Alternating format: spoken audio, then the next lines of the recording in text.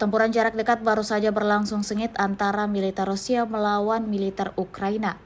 Terbaru dalam sebuah postingan yang beredar di media sosial Telegram pada Minggu 31 Maret 2024, di mana video yang diposting menampilkan penghancuran robot yang dipersenjatai dengan peluncur granat 30 mm Rusia oleh kuadkopter bunuh diri Ukraina.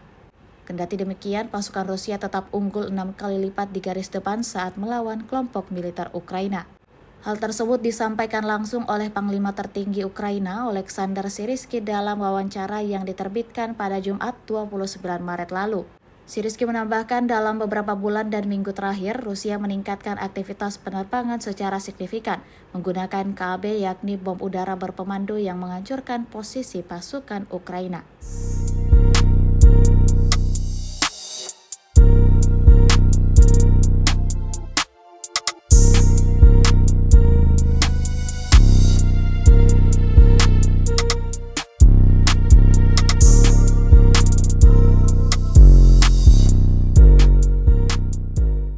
Download Tribun X sekarang, menghadirkan lokal menjadi Indonesia.